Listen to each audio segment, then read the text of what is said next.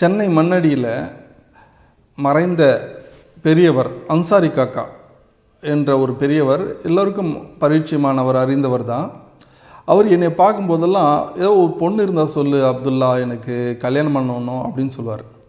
நான் சொன்னேன், என்ன காக்கா 75 வயசாகுது, இதுக்கு மேலே உங்களுக்கு எதுக்கு கல்யாணம் அப்படின்னு கேட்பேன். அதுக்கு அவர் சொன்னார், இல்லை அப்துல்லா, நான் சாப்பிடும்போது கொஞ்சம் வச்சுக்கோ அப்படின்னு சொல்லணும், எனக்கு ஆறுதலான வார்த்தை சொல்லணும், அந்த ஆறுதல் எனக்கு கிடைக்கல அப்படின்றாங்க.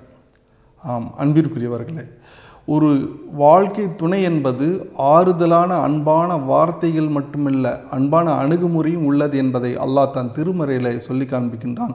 மவத்தத்தம் வரஹ்மா, அவர்களுக்கு மத்தியில் அன்பு பாசத்தை நான் ஏற்படுத்தியிருக்கின்றேன், சக்கீனா நிம்மதியை ஏற்படுத்தியிருக்கின்றேன், ரஹ்மத்து அருளை ஏற்படுத்தியிருக்கின்றேன் என்று சொல்லி காண்பிக்கின்றான். வாழ்க்கை துணை என்பது வல்லவன் அல்லாஹ் நமக்கு கொடுத்த மிகப்பெரிய ஒரு வெகுமதி.